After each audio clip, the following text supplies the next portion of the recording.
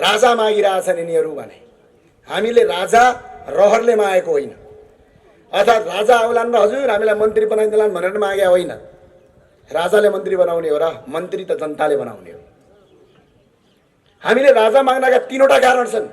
पहिलो कारण, अहिले युट्युबमा जाने, तपाईले भिडियो हेर्ने, राजा महेन्द्रको बेलायत भ्रमण हेर्ने, राजा वीरेन्द्रको अमेरिका भ्रमण हेर्ने, राजा ज्ञानेन्द्र शाहको भारत भ्रमण हेर्ने, अनि त्यहाँ चुप्प लाग्ने होइन, त्यहीमा फेरि गएर खोज्ने राष्ट्रपति डाक्टर रामवरण यादवको अमेरिका भ्रमण हेर्ने, महारानी राष्ट्रपति विद्यादेवी भण्डारीको भारत भ्रमण हेर्ने, अनि त्यसपछि हेर्ने तपाईँ यदि नेपाली हो भने तपाईँको शिर झुक्छ, तपाईँ लासले भुतुक्क हुनुहुन्छ। राजा विदेशीलाई दास बनाउनलाई पनि यो देशमा आवश्यक छ भनेर हामीले राजतन्त्रको परिकल्पना गरेका, हामीले त्यत्तिकै गरेका होइन। घर बिना तपाईँलाई थाहा छ मौरीको घार देख्नु भएको छ? घारभित्र एउटा रानी मौरी हुन्छ। ती मौरीहरू, त्यो रानी मौरी नहुँदाखेरि पनि उड्न सक्छन्, उडेर केशर ल्याउन सक्छन्, तर त्यो रानी मौरी नभयो भने तिनीहरूले कहिले पनि महको चाका बनाउन सक्दैनन्। किन? यिनीहरू एक अर्कासँग लडेर मर्छन्। आज राजा नहुँदाखेरि काङ्ग्रेस, कम्युनिस्ट, एमालेहरू एक अर्कासँग सडकमा नाराबाजी र झगडा गरेर यो देश बर्बाद पारे। त्यही भएर राजा एकताको सूत्र हो, त्यही भएर हामीले राजाको आवश्यकता ठान्यौँ यो देशमा। हामीले त्यत्तिकै होइन। अर्को कुरा याद गर्नु भएको छ, कहिलेकाहीँ यसो टिभी हेर्नुहोस्, विदेशको एउटा राजदूत आउँछ, सिधै ढोका ढकढक गर्छ, सभामुखले आफ्नै निवासमा बोलाउँछ। विदेशको एउटा राजदूत आउँछ, प्रधानमन्त्रीलाई आफ्नै निवासमा बोलाउँछ। राष्ट्रपतिको अगाडि जान्छ, उफर गौडी हालेर बस्छ, यस्तो उफर गौडी, बुझ्नुभयो? तर हिजो राजा वीरेन्द्रले उफर गौडी हालेर बस्नुहुन्थ्यो, अमेरिकन राष्ट्रपति झुकेर बस्थ्यो। त्यो भएर हाम्रो देशमा राजाको आवश्यकता छ भने मान्यो, त्यत्तिकै भनेका होइन।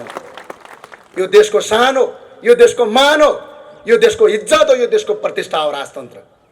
राजतन्त्र कोही कसैको विदेशीको दास हुँदैन। यो देशमा यदि कसैलाई सबैभन्दा बढी यो देशको माया छ भने राजाभन्दा अरू कसैलाई पनि माया हुँदैन, किनकि यो देश राजाको सम्पत्ति हो। सम्पत्तिको माया सबैलाई हुन्छ। तपाईँलाई उदाहरणलाई सुन्नुहोस् त, एउटा घरमा तपाईँ भाडामा बस्नुहुन्छ, घरको माया त्यो भाडामा बसेको मान्छेलाई हुन्छ कि घरमुलीलाई हुन्छ? भन्नुहोस् त, कसलाई हुन्छ? यो देश राजाको घर, राजा यो देशको घरमुली हो। यी अहिले दलका नेताहरू भाडामा बसेका, भाडामा आएका मान्छे हुन्, त्यही भएर यिनलाई देशको माया छैन, त्यही भएर यो देशलाई कलङ्कार गरिराखेका छन्। धेरै लामो बोल्ने साथीहरू हो,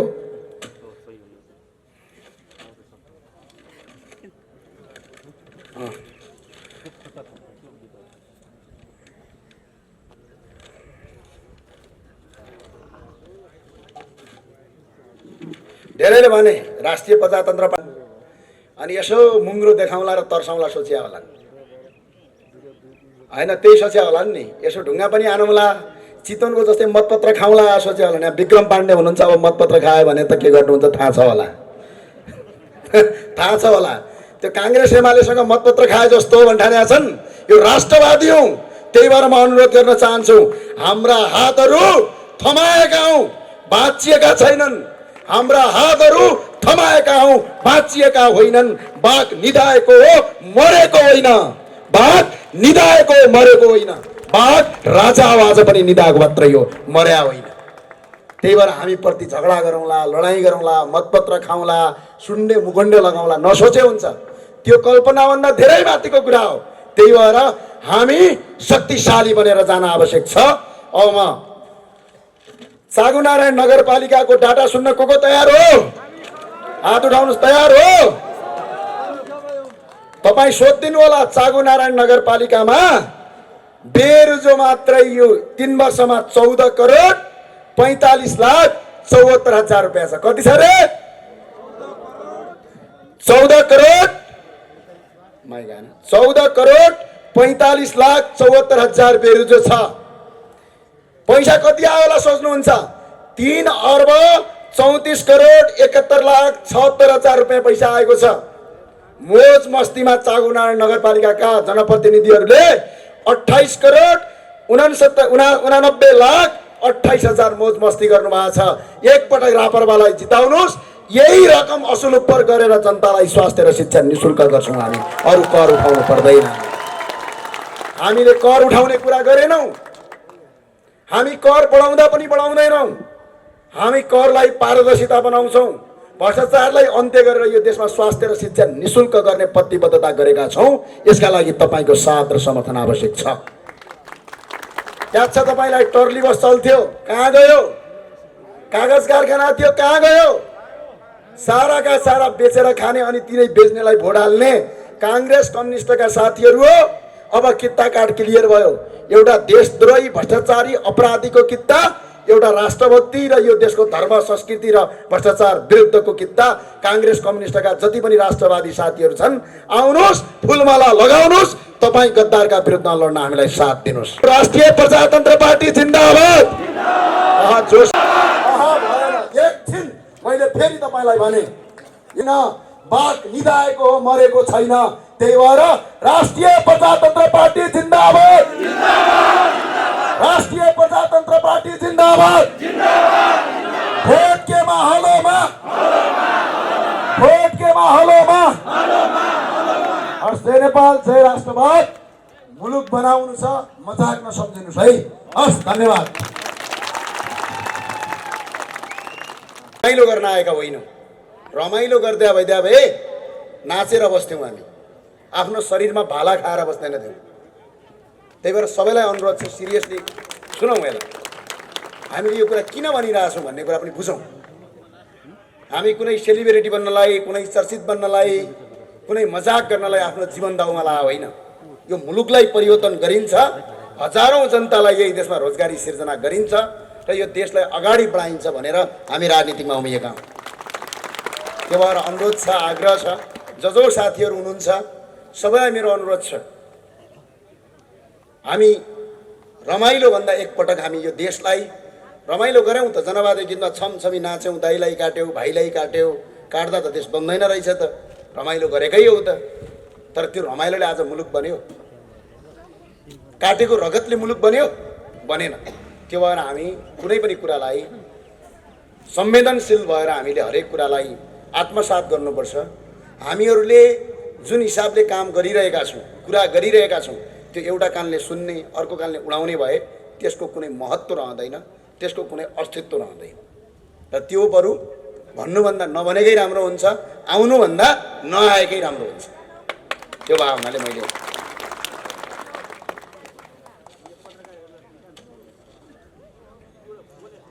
सर्वप्रथम त यस राष्ट्रिय प्रजातन्त्र पार्टी सागुनारायण नगरपालिका वडा नम्बर 8 का आजको यस कार्यक्रमका सभापतिज्यू, त्यसै गरी राष्ट्रिय प्रजातन्त्र पार्टीका उपाध्यक्ष विक्रम पाण्डेज्यू, त्यसै गरी राष्ट्रिय प्रजातन्त्र पार्टीका सहमहामन्त्रीज्यू, प्रवक्ताज्यू र त्यसै गरी आजका यस राष्ट्रिय प्रजातन्त्र पार्टीका सबै यहाँ आएर उपस्थित हुनुभएका राष्ट्रप्रेमी साथी र पत्रकार मित्रहरूमा स्वीकार्नुहोस्, जय नेपाल।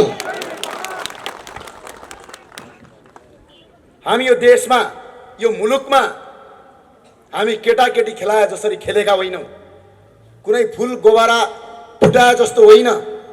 यो देशमा यी भ्रष्टाचारीहरूका विरुद्धमा लड्दाखेरि आफ्नो ज्यानलाई आहुति दिन सक्ने दम र क्षमता राख्न सबैलाई म हार्दिक अपिल गर्छु। रमाइलो लाग्छ नि, किन लाग्दैन? फिल्म हेर्न गए ताली पड्काउन पाइन्छ, तर यो मुलुक आज हेर्नुहोस् एकछिन, हाम्रो अलिकतिको कमजोरीले गर्दा, हाम्रो अलिकति सोचाइको कमीले गर्दा, अर्काको पछाडि लहैले गर्दा, आज एउटा सानो गल्तीले गर्दा आज तपाईँका छोराहरू विदेशमा बेचिरहेका छन्, बुहारीहरू अर्काको देशमा टोछा लगाइरहेका छन्। यो कुरा बुझ्न अब आवश्यक छ तपाईँहरू। हाम्रो सानो गल्ती हो। एक दिन आउँछ चुनाव, त्यो चुनावको अघिल्लो दिन मस्तीमा बिहे हुन्छ, थाहा छ तपाईँलाई? छिमेकीको बिहे हुँदाखेरि वल्लो छिमेकी बोलेर बस्दैन, चुप लाएर बस्छ। एकछिन सुन्नुहोस्, छिमेकीहरू झगडा गरे हुन्छन्, प्रायः जसो छिमेकीहरू झगडै गर्छन् फेरि। केही न केही कुरामा मनमुटाव भइ नै हाल्छ छिमेकीको। जब छिमेकीहरू आपसमा मनमुटाव गर्छन्, छिमेकीहरू आपसमा झगडा गरेर बसेका हुन्छन्, छिमेकीको बिहे हुन्छ छोराको छोरीको, बिहानबाट बाजा बल्न थाल्छ। झगडा गरेको छ, म चाहिँ छिमेकी घर किन जानु भनेर अझै पनि जाँदैन। अझै बाजा बज्छ, 1 घन्टा बज्छ, 2 घन्टा रमाइलो हुन्छ, 3 घन्टा पछाडि त्यो झगडा गरेको छिमेकी पनि त्यो बाजा बजाएको ठाउँमा गएर नाच्छ, हाँस्छ र उसको भोज खाएर आउँछ। आज नेताहरूले यो चुनावलाई भोज बनाएका छन्, यसलाई विवाह बनाएका छन्। अघिल्लो दिनसम्म यो नेतालाई भोट हाल्दिन भन्नुहुन्छ, चुनाव आउँछ रमझम गर्छन्, बाजा बजाउँछन्, विभिन्न आएर नृत्य नाच गाना गर्छन्, 15 दिनसम्म विवाह गर्छन् अनि सबै कुरा बिर्सिनुहुन्छ। मदिरा खाएर लट्ठ भयो जसरी भोट हाल्नुहुन्छ, आफ्नो भविष्य बर्बाद पार्नुहुन्छ। तपाईहरु धेरै मान्छेलाई लागेको होला यो चुनाव कसैलाई यो सत्ताको सिडी चढ्ने माध्यम होला, कसैलाई शक्ति आर्जन गर्ने माध्यम होला, तर तपाईँ हामी जस्ता हजारौं करोडौं युवाहरूका लागि भरोसाको र आशाको केन्द्रको ढोका हो यो चुनाव। यसलाई मजाक नठानौ तपाईहरूले, म आग्रह अनुरोध गर्न चाहन्छु। अहिले एउटा जबरजस्त एउटा युवा समाज छ नेपालमा। चुनावमा म जाँदिन, भोट हाल्दिन, मलाई मतलब छैन। तपाईँका छोराछोरीले पनि भन्छन् घरतिर, बाबु चुनाव आयो राम्रो मान्छे चुन्नुपर्छ भन्दा मलाई के मतलब, म त राजनीतिक भनेको आई हेट राजनीतिक भन्छ। फेरि इङ्ग्लिस पनि चाहन्छ अलिअलि, किनकि पढाइदिनु भएको छ नि। नेपाली बोल्नुभन्दा उसलाई इङ्ग्लिस बोल्दाखेरि प्यारो लाग्छ, अङ्ग्रेजी बोल्नु भनेको संसारको उत्कृष्ट भाषा हो भन्ने लाग्छ। त्यो भाषा र ती युवाहरूलाई एउटा मेरो अनुरोध छ, राजनीतिमा तटस्थ बस्नु भनेको, तपाईँले कुनै सही मान्छेलाई चुनावमा भोट नहाल्नु भनेको तपाईँले घरमा बसेर तटस्थ गरेको होइन। एउटा बेइमानी, एउटा अयोग्य, एउटा देशको लुटेरा, एउटा भ्रष्टाचारीलाई चुनाव जिताएर आफ्नो खुट्टोमा आफै बन्चरो आने हो, आफ्नो भविष्य बर्बाद पारेको। तपाईँहरू यो हेक्कार होस्, तपाईँहरूलाई अनुरोध छ, चुनावमा तपाईँले सही मान्छेलाई नचुन्नु, तटस्थ बस्नु भनेको। अपराधीले चुनाव जित्छ। उदाहरणका लागि रोल्पालाई याद गरौँ। रोल्पाको एउटा गाउँपालिकामा चुनाव भयो, जम्मा मतदाता 2800 मान्छे मतदाता थिए, तर त्यहाँका गाउँपालिका मान्छेले धेरैले भोट हालेनन्। जम्मा भोट खस्यो कति, 155 को 150 वटा भोट खस्यो। चुनाव जित्नेले 112 भोट ल्याएर गाउँपालिकाको अध्यक्ष आज पनि पट्काइरहेछ, आज पनि देश लुटिरहेछ।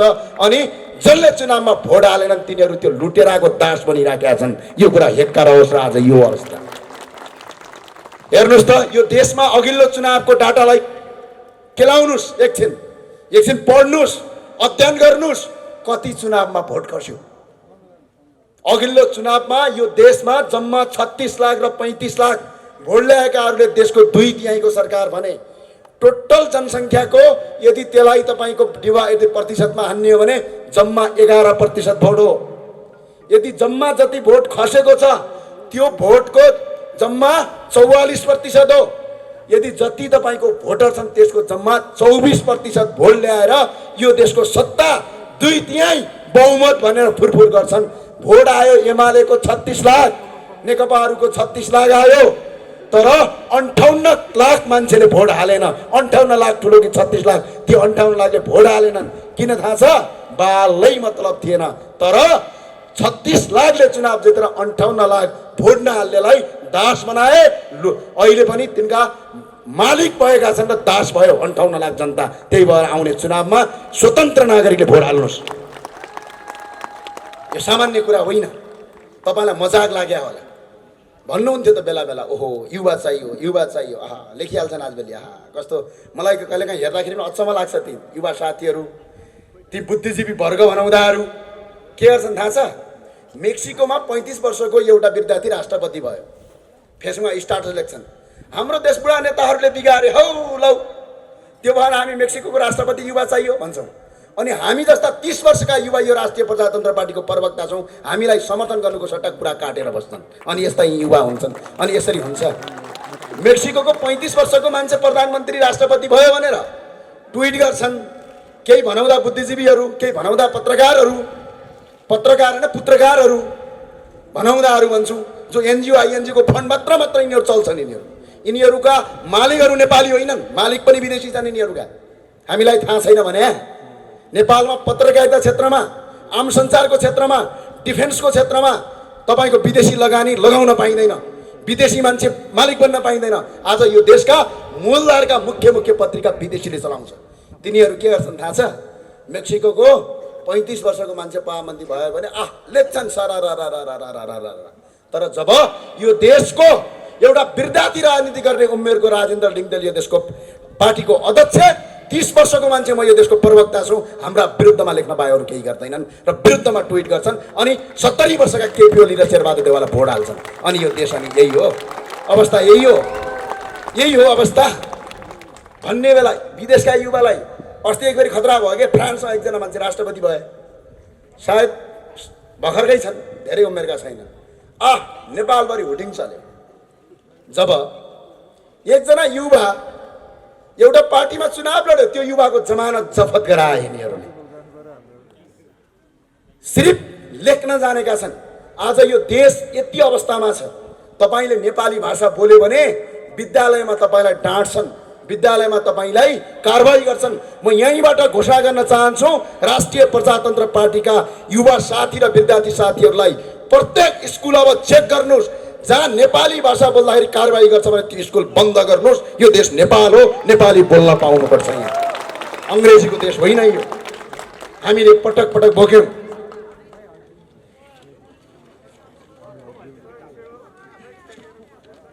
हेर्नुहोस् अचम्म छ, कहिलेकाहीँ अचम्म लाग्छ मलाई। यति सुन्दर देश छ है, मलाई रमाइलो लाग्छ। हामी बस्न पाएछौँ। भारतमा हामी पढ्दाखेरि यस्तै कार्यक्रम हुन्थे, एसी नलगाइकन फ्यान नचलाइकन कुनै पनि कार्यक्रम गर्न सकिँदैन। आज पनि भारतमा, साउदी अरबमा एसी नलगाएर हिँड्न पनि सकिँदैन। अमेरिका कस्तो देश छ थाहा छ तपाईँलाई? अमेरिकाको धेरै भूभाग चिसोमा उभिन नसक्ने चिसो, गर्मीमा सहन नसक्ने गर्मी हुन्छ। तर हाम्रो देश हिमाल छ, अगाडि बिचमा पहाड छ, तराई छ, जम्मा 17 किलोमिटर मात्र तलमाथि यदि सिधा हिँड्ने हो भने हरेक ठाउँको मौसम फरक छ। हिमालमा नभएको तरकारी हिउँदमा हुने, हिमालको तराईको तरकारी बर्खामा तपाईँको हिमालमा हुन्छ। हाम्रो यस्तो सुन्दर देश आज विश्वको सबभन्दा गरिब छ। तपाईँको भर्खर जन्मेको छोरीले के सपना देख्छ? छोरी ठुलो भएपछि के गर्ने भनेपछि के भन्छ थाहा छ? बुवा अस्ट्रेलिया जाने भन्छ छोरीले। अहिले सिकाउनु भएको छ नि गजबको इतिहास। अनि छोरीले गएर नेपालीमा बोली भनेपछि तपाईँलाई ओहो संसारमै ठुलै गल्ती गरिहाल्यो कि के हो यसले। अनि अङ्ग्रेजी बोलेपछि छोरो त ठुलो विद्वान भएछ भनेर तपाईँहरू मक्ख पर्ने यो देश है। यो देश उल्टो गति भन्ने यही हो क्या। कहिलेकाहीँ उल्टो हिँड्छ भन्छ नि, उल्टो गति भने यही हो। अनि आज हरेक युवाले यो देशमा भविष्य देख्दैन, हरेक नवजवान युवाले यो देशमा केही गर्न सकिँदैन भन्ने कुरा मेन्टालिटी भरिएको छ। यो सबै बनाउने तपाईँ पनि हो, हामी पनि, तपाईँ हामी जस्ता मान्छेले बनाएको। यसलाई परिवर्तन गर्न सक्नु, यही देशमा काम गर्न सकिन्छ, यही देशमा विकास गर्न सकिन्छ। यो देश मेरो हो, म यो देशको नागरिक हो भन्ने भित्री भावनाको विकास गर्न आवश्यक छ। चाहे त्यो माओवादी हो, चाहे त्यो एमाले हो, चाहे त्यो काङ्ग्रेस होस्, चाहे त्यो राप्रपा होस्, यो पार्टीको कुरा होइन। यो देशको आज सबभन्दा ठुलो रोग भनेको बेरोजगारी, सबभन्दा ठुलो रोग भनेको नेपालमा केही हुँदैन, सबका सब विदेशमा हुन्छ भने मनस्थिति दिमागमा पाल्नु। यो भाइरस हो, यो भाइरसको अन्त गर्न सक्नु अब हामी युवाको सबभन्दा ठुलो चुनौती हो। यो चुनौतीलाई आत्मसात गर्नुपर्छ। के छ देख्नु भएको छ घर? एकछिन युट्युबमा जानुहोस्, हाम्रो नेपालमा बनेका घर र सुडानमा बनेका घर हेर्नुहोस्, एउटै प्रकारका छन्।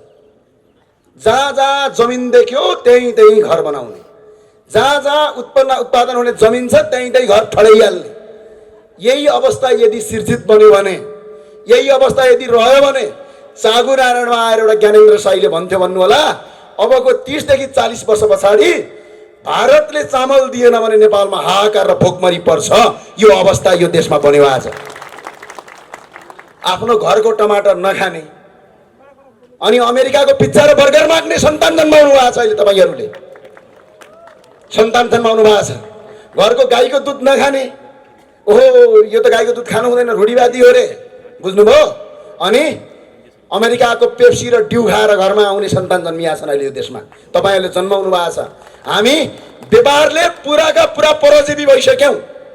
तपाईँलाई थाहा छ, घरको अगाडिको गोलबेडा टिपेर अचार बनाउँदैन।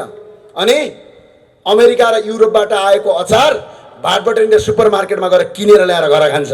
यस्तो किसिमको तपाईँको व्यवस्था भयो यो देशमा। एकफेरि मलाई अचम्म लाग्यो, अचार खानु पर्यो भने गएँ म। हेर्नुहोस् है, त्यो करेला हुन्छ नि, करेला, तपाईँहरू बरेला भन्नुहुन्छ, हाम्रो जुम्लातिर करेलै भन्छन्। त्यो काँडा भएको के, त्यो चट्ट 4-5वटा पिस काटेर प्लास्टिकमा तेल हालेर चप्काएर भाटबटरीमा बेच्न राखेको रहेछ। कति हो यसको प्राइस भनेको? 240 रुपियाँ भन्यो। मैले किनेर ल्याएँ, के नहोला भन्ठाने, घर ल्याएर खोलेँ। जब त्यो भित्र खान थाल्छु त त्यहाँ हाम्रो जुम्लातिर पाउने यहाँको बरेला भन्छ, त्यो बरेला रहेछ। अनि भोलिपल्ट बिहानपल्ट म त्यो अगाडि तरकारी पसलमा गएँ, मेड इन सिङ्गापुर लेखेको थियो है। फेरि त्यसमा तल तरकारी पसलमा गएको, किलोको कति छ बरेला हजुर भनेको, किलोको 45 रुपियाँ किलो छ भन्यो क्या। सुन्नुहोस् है, जम्मा त्यो बरेला 4 कि 5वटा मात्र बरेला थियो त्यसमा। मैले 250 हालेँ। पछि त्यसको मैले अनुसन्धान गर्दै गएँ, यो कहाँबाट जाँदो रहेछ। नेपालमा भएको बरेला सिङ्गापुरले 30 रुपियाँ किलो 20 रुपियाँ किलो नेपालबाट उठाउने, अनि उता पारी सिङ्गापुरमा लगेर तेल हाल्ने, त्यसलाई चप्काउने, अनि जम्मा 30 रुपियाँ किलो बरेला 250 रुपियाँ 4वटा मात्रै बरेला मात्र बेचेर फेरि नेपाललाई नै बेच्ने, नेपालको सामान विदेश लिने, अनि फेरि नेपाली नै बेच्ने। अनि तपाईँका छोराछोरी, तपाईँका सभ्रान्त वर्गहरू भनाउँदाहरू ओहो के खाएँ, सिङ्गापुरको अचार खाएँ भनेर छिमेकीलाई सान हान्ने यो देशको परम्परा जबसम्म अन्त्य हुँदैन तबसम्म देश विकास हुँदैन। हामीहरूलाई ठुलो चुनौती छ। राष्ट्रिय प्रजातन्त्र पार्टीमा हामी त्यत्तिकै केटाकेटीको गुच्चा खेल्नलाई लागेका होइनौँ। हामी यो राजनीतिकमा त्यत्तिकै आएका होइनौँ। तपाईँलाई लाग्छ होला नेता बन्न त हिजो पनि नेता थियौँ त, अभियन्ता भएर जहाँ पनि हा गरेकै थिए, तपाईँहरूभन्दा ठुलो भिड हुन्थ्यो। आज बरु स्वतन्त्र नागरिक हामीसँग जोडिएका छैनन्। किन हामी जोडियौँ भने हामीसँग जम्मा 3टा विकल्प छन्। अब एउटा विकल्प, यिनीहरूले देश लुटे, हामी टुलु टुलु हेरेर बस्ने। अर्को विकल्प, यिनीहरू लुटेर आउन्, यिनै लुटेरासँग मिलेर देश लुट्ने। अर्को विकल्प, यी लुटेर आउने चोर नि फटाउन्, हामी सबै मिलेर यिनका विरुद्धमा सडक सदन सङ्घर्ष गर्ने र यिनको अन्त्य गर्ने भन्यौँ। हामीले त्यो बाटो रोज्यौँ र त्यो भएर प्रजातन्त्र पार्टीमा आएको। हामी नाच्न आएको होइन, यहाँ रमाइलो गर्न आएको होइन। तपाईँलाई याद छ हिजो यतिखेर म लमजुङमा थिएँ। हिजो 4वटा कार्यक्रम लमजुङमा गरियो, राति 8, 9, 10 बजेसम्म। राति सुत्न पाएको छैन। आज भक्तपुर आइएको छ, अझै 3वटा कार्यक्रम छन्। अनि तपाईँ यहाँ सेल्फी र फोटो खिच्न आएको भन्ठान्नुहुन्छ मलाई।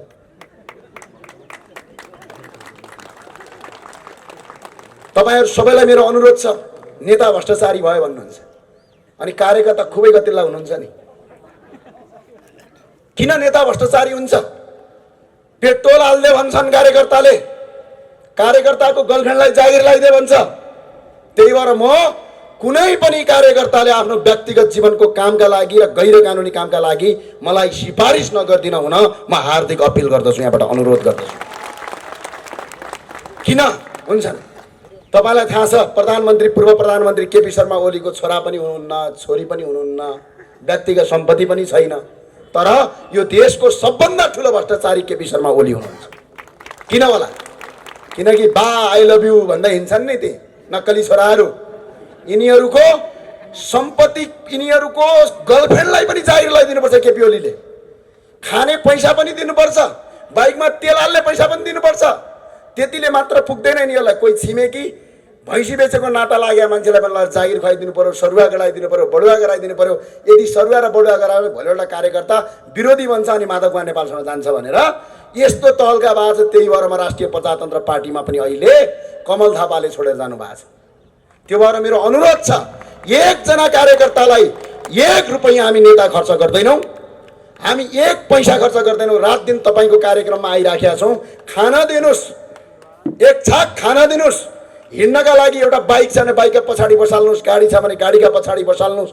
हुँदैन, सार्वजनिक यातायात छ भने त्यसको पछाडि बसाल्नुहोस्। हामीसँग रगत छ, केही गर्न सक्ने सोच छ, आशा छ, भरोसा छ। यसका लागि तपाईँ साथ दिनुहोस्।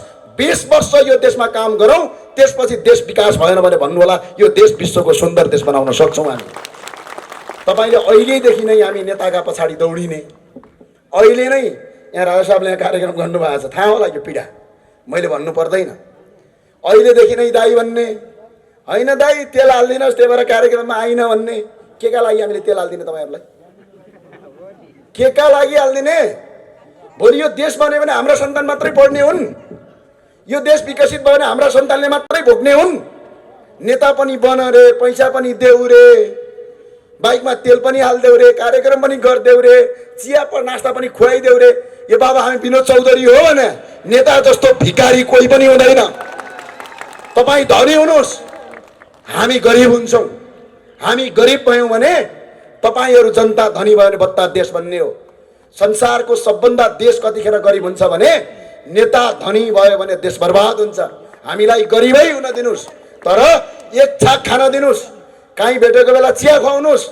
अनि यसो नगर्नु, कहिलेकाहीँ कार्यक्रममा जान्छु म, ओ ज्ञानेन्द्र साई आएछ हा भन्छन् पहिला है, मन्दिरमा गएर टिका लगायो। अनि हामी त 10 रुपियाँ दिने हो पुजारीलाई, त्योभन्दा बढी त दिँदैनौँ, किन छैन हामीसँग। अनि के भन्छन् थाहा छ, खास गरेर यतापट्टि, ज्ञानेन्द्र साई आएको यार 5000 हाल्ला भनेको त 10 रुपियाँ पो हाल्यो अरे है। सुन्नुहोस् यहाँ, हामी ज्ञानेन्द्र साई विनोद चौधरी हो भने हामीसँग 10 रुपियाँ हाल्दा पनि हामीले 10 पटक सोच्नुपर्छ। तपाईहरू हामीलाई भ्रष्टाचारी बनाउने कि नबनाउने भनेको नेपालका तमाम तपाईँ समर्थकको हातमा छ। तपाईँ निस्वार्थ चुनाव जिताइदिनुहोस्। 1 रुपियाँ पैसा खाएर होइन, 1 रुपियाँ पैसा नखाएर चुनाव जिताउनुहोस्। आफ्नो व्यक्तिगत स्वार्थभन्दा माथि राष्ट्रिय स्वार्थ राखेर चुनाव जिताउनुहोस्। त्यसपछि तपाईँको राम्रो मान्छेले काम गर्छ। चुनावको बेला 10 करोड खर्च गरेर लाउने, अनि भोलि चुनाव जितेपछि 20 करोड खान्छ नि। यहाँको नगरपालिका अहिले मेयरले खाए जस्तै यसरी नै खान्छन्। त्यही भएर सुध्रिनुहोस्। मेरो अनुरोध छ, मेरो आग्रह छ, सबैलाई मेरो अनुरोध छ। अहिले स्थानीय तहको चुनाव हुँदैछ। यो चाँगुनारायण नगरपालिकामा पनि राष्ट्रिय प्रजातन्त्र पार्टीका प्रत्येक यहाँका उम्मेदवारले कसम खानुपर्छ, मन्दिरमा गएर भ्रष्टाचार गर्नु आफ्नी आमाको रगत खानु बराबर हो भनेर। चुनावको उम्मेदवार घोषणा हुनभन्दा अगाडि यदि गर्नु भएन भने आचार संहिताभित्र पर्दैन। चुनाव जितिसकेपछि त्यो कसम खानुस्। र अर्को, तपाईँ 1 रुपैयाँ पनि खर्च नगरेर चुनावमा जानुस्। जिते जितिन्छ, हारे हारिन्छ, तर चुनाव हारिन्छ जनताको मनबाट हारिँदैन, स्वाभिमानबाट हारिँदैन। त्यसका लागि म हार्दिक अपील गर्न चाहन्छु। आजकल बडा अचम्म भन्छन्, के भन्छन् थाहा छ? हामीलाई राजावादी भन्छन्। हामीलाई राजावादी भन्छन्, थाहा छ तपाईलाई? थाहा छ कि छैन? यो देशको माटोलाई माया गर्ने, यो देशको धर्मलाई माया गर्ने, यो देशको भूगोल र नेपाली माटोको सिद्धान्तलाई माया गर्नलाई राजावादी भन्दाखेरि हामीलाई गौरव लाग्छ। अब सुन्नुहोस्, यो देशको माटो, यो देशको भूमि, अहिंसा मन पराउने हामी राजावादी हौँ भने यो देश लुट्ने, हिंसा गर्ने, बम पट्काउने, विदेशीको तपाईँको कट्टुसम्म धुनेलाई हामी के भनौँ? चोर फटा दलाल भन्छौँ हामी राजावादी हौँ भने तिमी चोर फटा दलालवादी हौ।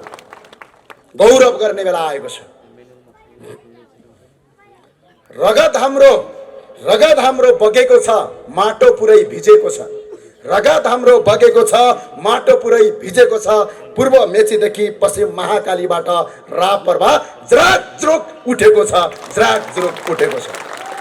तपाईहरूलाई धेरै धेरै धन्यवाद छ। हामी विभिन्न आमसभामा गएका छौँ, लहर चलेको छ, तर यो लहरलाई सही ठाउँमा सही रूपमा प्रयोग गर्न सक्नु अब हामी नेतृत्वको चुनौती पनि हो। यसलाई हामीले सही ठाउँमा सेफ ल्यान्डिङ गर्नुपर्छ। आज कार्यकर्ताहरू, पार्टीका विभिन्न नेताहरू उनका पार्टी छोडेर यहाँ आएका छन्, त्यत्तिकै आएका छैनन्। राजेन्द्र लिङ्गदेलज्यूको सोच, हाम्रा पार्टीका नेताहरूको विचार र आजसम्म भ्रष्टाचार नगरेका कारणले जनता जोडिएको हो। यी जनतालाई सही ठाउँमा राख्नु हाम्रो अब कर्तव्य हो। झुक्ने छैनन् शिरहरू, झुक्ने छैनन् शिरहरू जति काट्न खोजे पनि, झुक्ने छैनन् शिरहरू जति काट्न खोजे पनि, ढल्ने छैन आशाका किरणहरू, ढल्ने छैनन् आशाका किरणहरू जति बदनाम गर्न खोजे पनि, जति बदनाम गर्न खोजे पनि। म आज भन्न चाहन्छु, तपाईँ जति सक्नुहुन्छ विभिन्न पार्टीका साथीहरू हामीलाई खुइल्याउनुहोस्। तपाईँको जति हिम्मत छ अझै नङ्ग्याउनुहोस्, किनकि हामी गल्ती गरेका छैनौँ। हिम्मत छ, ज्ञानेन्द्र साईले 10 रुपियाँ खायो भन्ने। ल हिम्मत छ भने निकाल अडियो काण्ड, निकाल भिडियो काण्ड। एकपटक मैले भनेको थिएँ, के थाहा छ, यो देश तपाईँ हाम्रा पुर्खाले आर्जेका हुन् भनेको थिएँ। अनि यो देश के अङ्ग्रेजका पुर्खाले आर्जिया हो? हामी नेपालीकै पुर्खाले आर्जेको। यो अडियो काटेर खुब भाइरल गरिरहेछन्। अझै काट, अझै हाल, अझै भाइरल गर यो, किनकि यो देश आज पनि हामी छाती खोलेर भन्छौँ, तपाईँ हाम्रा पुर्खाले आर्जेको हो, अङ्ग्रेजका पुर्खाले आर्जे होइन। के गल्ती गरियो? संसारमा सबभन्दा ठुलो कुरा इमान हुन्छ, बेइमानहरू हुँदैन। साथ गरौँ, मुलुकको बाटोको रूपान्तरण गरौँ। कतिसम्म समस्या छ? कहाँ जाने भन्नु त मलाई? कहाँ जाने? अहिले अन्याय पर्यो, अदालतका अगाडि तपाईँ जानुभयो, कसैले तपाईँलाई अन्याय गर्यो भने अदालत जानुहुन्छ, अदालतले चर्को फिस लिन्छ। अनि तपाईँ के भन्नुहुन्छ त्यो अधिवक्तालाई? कस्तो उल्टो गतिमा नेपालको समाज गयो जस्तो लाग्छ मलाई त। थाहा छ, वरिष्ठ ठुलो वकिल भनेको त ठुलो पैसा कमाउने रे है। समाजमा छन् नि ठुल्ठुला वकिलहरू, जसका कार्यालयहरू यसो गरी हेऱ्यो भने माथिबाट टोपी खस्ने अफिसमा हुन्छन्। अनि समाजमा सबभन्दा अगाडि आएर त्यसैलाई तपाईँ टिका लाउनुहुन्छ। अनि के भन्नुहुन्छ? ठुलै वकिल रे, अनि सम्मान दिने रे। तपाईँलाई याद छ वकिल कतिखेर ठुलो हुन्छ? जब त्यसले चोर फटा अपराधीलाई अदालतबाट जिताउँछ, मोटो रकम लिन्छ, तपाईँको रगत चुस्छ, त्यो मान्छे ठुलो वकिल बन्छ। अनि तपाईँ त्यही ठुलो वकिललाई माला लाउनुहुन्छ। यो समाज आज त्यसरी बिग्रेको छ। बेरोजगारी छ आज। यो देशको बेरोजगारीको मुख्य स्रोत भनेको तपाईँ हामी हो। तपाईँ हामीले कल कारखाना खोल्ने मान्छेलाई सम्मान गरेर उलाई कल कारखाना खोल्न लगाउनुको सट्टा चन्दा माग्यौँ, बम पट्कायौँ, अनि विदेश पठायौँ। अनि यही देशको सामान प्रयोग गरेर लाउनुको सट्टा हाम्रा बाबुबाजेले अहिले पनि हाम्रो देशको कपडा लाउनुहुन्छ।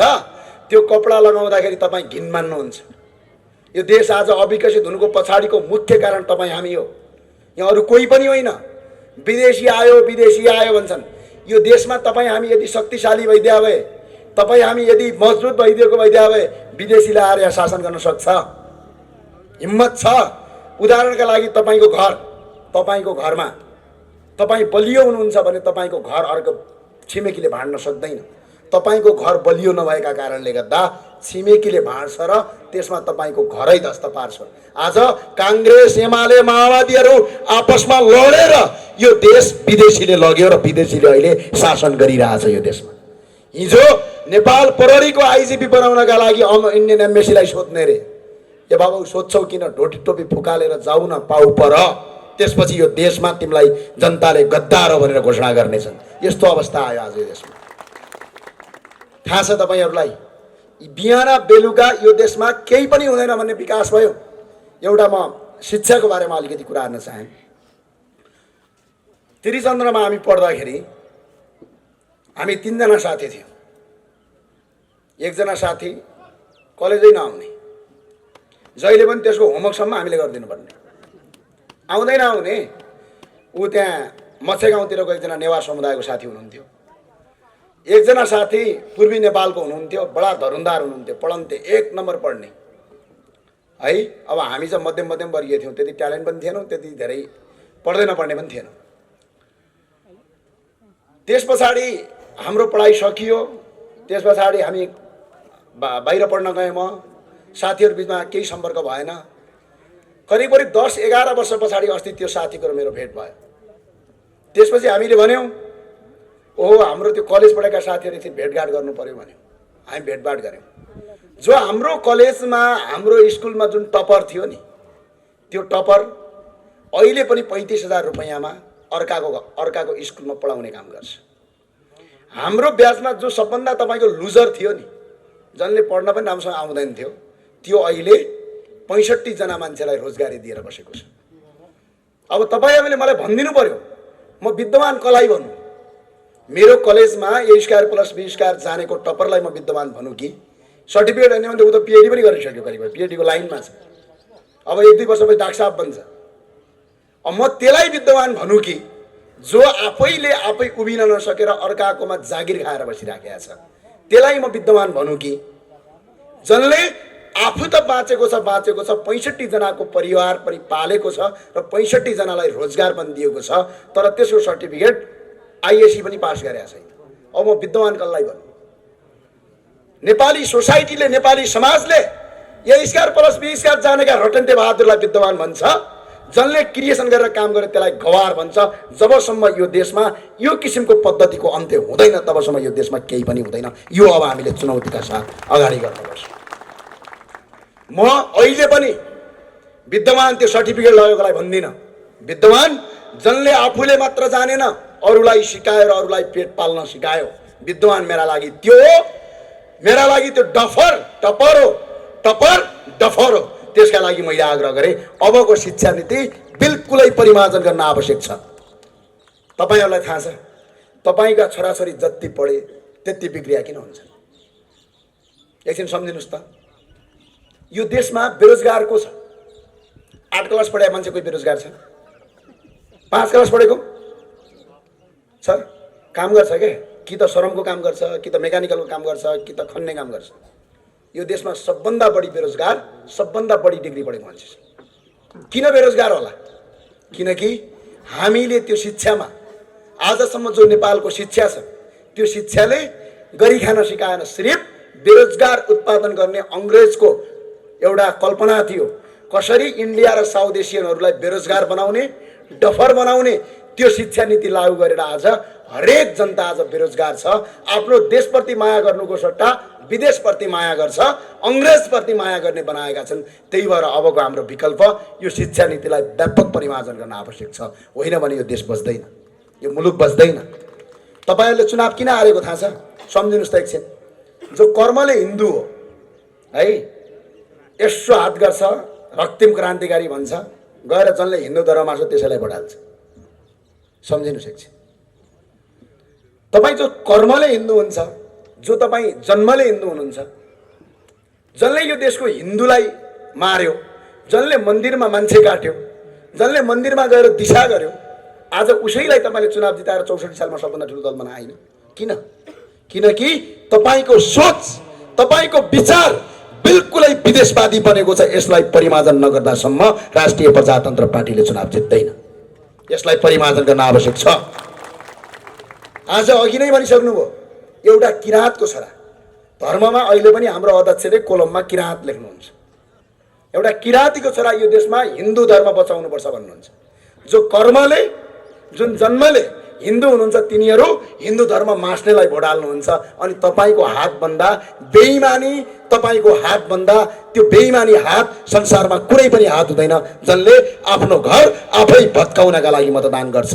त्यो भएर तपाई अब नयाँ किसिममा अगाडि बढ्नुहोस्। हामीले धर्मलाई, यो देशको धर्मलाई सिर्फ हामीले धर्म मात्र होइन, हामीले सपना देखेका छौँ। यो देशमा आज पनि विश्वको सबभन्दा 2वटा ठुला धर्म, एउटा हिन्दू, एउटा बुद्ध, अर्को किराँत।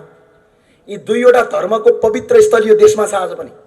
आज पनि मठ मन्दिरको देश हो, यो देवी देवताको देश हो। यो देशमा हामीले यो धर्मलाई यदि अर्थतन्त्रमा हामीले परिमार्जन गर्यौं भने, जसरी मक्का मदिना जाँदाखेरि हज कमिटीहरूका मुसलमानहरू गएर झन्डै साउदी अरबको 24% जीडीपी तपाईको मक्का मदिनाको हजबाट आउँछ। हामी विश्वका 121 करोड हिन्दू धर्मावलम्बीहरूलाई यो देशमा यदि ल्याउन सक्यौं, यो मुलुकमा यदि ल्याउन सक्यौं र तिनीहरूको 10% मात्र मान्छे नेपाल ल्याएर नेपालमा दर्शन गर्न सक्यौं भने यो देशमा बेरोजगारीको अन्त्य हुन्छ। यो देशका होटलहरूको हाई हुन्छ, यो देशको जीडीपी बढ्छ, यो देश काया पलट गर्छ भनेर हामीले हिन्दू राज्यमा आएको त्यत्तिकैमा आएको होइन। अर्को कुरा गरे